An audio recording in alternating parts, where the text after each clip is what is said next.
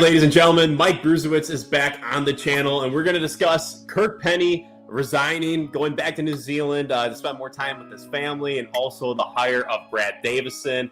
Let's get right into it. Mike, give me your thoughts about how do you think Wisconsin's going to fare without Kirk Penney? Because I believe personally that Kirk Penney has made as big of an impact as any assistant coach could possibly make at a school like Wisconsin.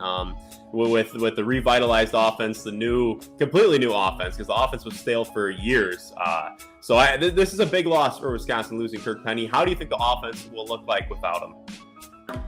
Well, I mean, Kirk had been there for something like 2 years. He was able to really instill a lot of things. And in terms of an assistant being able to influence a head coach, I think Kirk did a great job of influencing Coach Gard to the degree of morphing kind of things they already did in terms of some of the, swing spacing and everything like that, and inverting a couple of things and allowing guys to play a little bit more free, play a little bit more of a professional style game. Kirk Penney is an absolute legend of a human being, first of all. And in terms of what he has done on the basketball floor, is really, really impressive. He came in, I think he started playing professionally late 90s, and then was part of those really good, he was part of that Final Four team in 2000, and led, I don't know if he led the conference in scoring, but I do know he led his 2 last years. I know he led them in scoring, and then as a professional, played in the NBA for a little while, played in really high, played in EuroLeague, played in New Zealand, played in Australia. I think he played almost 20 years. When you do that, you just learn a lot of things. And especially as you get older, when you play, you have to figure out how to play a different style of basketball. You have to play a much more intelligent style of basketball, because physically your body might not be able to hold up as well. You lose some athleticism, especially in those later stages. Some of us know about that right now. But for me, it's cool because, looking back and we really talked about having this conversation. So I was looking at a little bit of film, and, a lot of the stuff he had the Badgers run was a lot of European open offense. It's really basic European offense where you have, it's called splits or pistol cuts. And you just reverse the ball. Guy on the wing either cuts or sets a down screen for the guy in the corner, and you make reads out of that. And it's a little bit different than what the swing offense, but similar in terms of spacing. So he really flipped that for Wisconsin and allowed guys to be more free to shoot the ball off the dribble, to get into step backs. And he really started preaching that kind of NBA model of shoot more threes, get more layups, reduce the amount of mid-range shots and floaters, because they are more inefficient. So I think in terms of the impact, him leaving now, it would have been much more devastating if he left, 6 months into his role. But he's definitely instilled a few different concepts that I think they have able to pick up. And he had such a huge influence on Coach Gard that I think, and you saw that influence pay dividends. So I think it's going to just be a continuation of what Kirk had.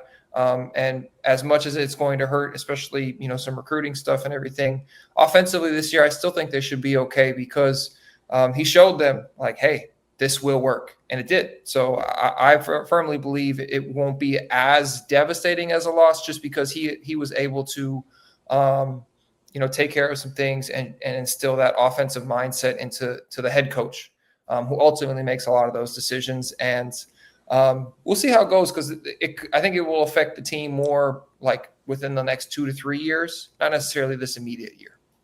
Okay. Yeah, and I think the biggest thing is how, Greg Gard, he's a good X and O's guy. He knows the game of basketball. The other assistant coaches have had enough time around Kirk Penney. I feel like it's the adjustments, like mid-game and stuff like that they'll perhaps miss Kirk Penney the most. But yeah, I think by now, with 2 years alongside Kirk Penney, you would hope at the very least that they learn a thing or two and can handle it without him. But Yeah, I tell you what, though, I think down the road, Kirk Penney, once Gard steps down, or ideally Gard steps down down the road, I think Kirk Penney should be a serious contender for that job.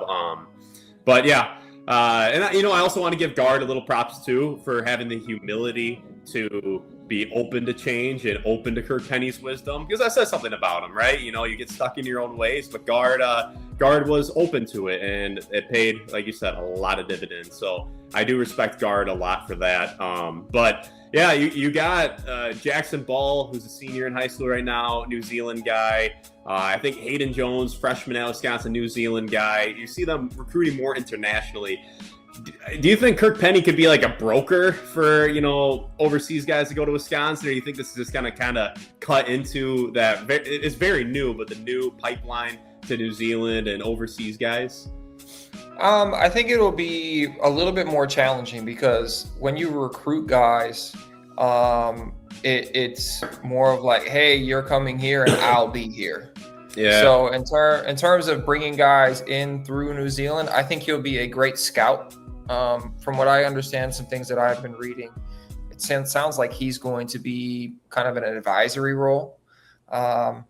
So, and there's a lot of talent. Like, there's just a lot of talent down in Australia and New Zealand. Both of those professional leagues are extremely high-level leagues. Right now in the Australian League, JaVale McGee's down there. They've had a ton of high-level professionals, high-level ex-NBA guys go down there and play. And the same in New Zealand. They have some talent down there. So, and they play a little bit different style of basketball down there, and they play a very professional style when they grow up. So I think that pipeline can definitely continue.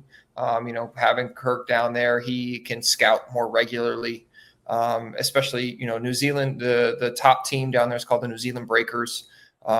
Kirk played for them for many years. So, they have a really good youth academy down there. And I think, he can try and keep the pipeline there. But in terms of the international recruiting, it becomes a little bit more challenging, like I said, because he's not on staff. He's not in the trenches with those guys. He can just be more of an advisory or recommendation. And, kind of when guys are looking at going to college from there, hey, check out Wisconsin. I was there. This is what happened with me. Giving the initial pitch, I think, can be useful for sure.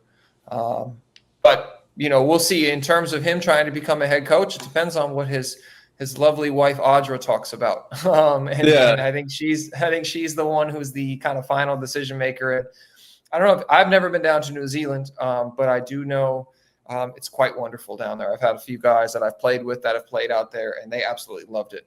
So I can understand why he wanted to go back home.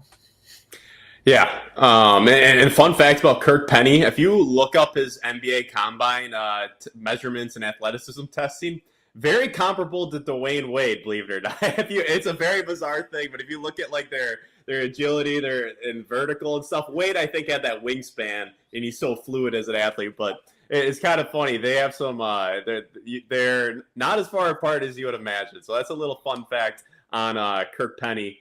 But I think that's where we'll wrap it up with Kirk Penney. And obviously, Brad Davison is stepping in as the new assistant coach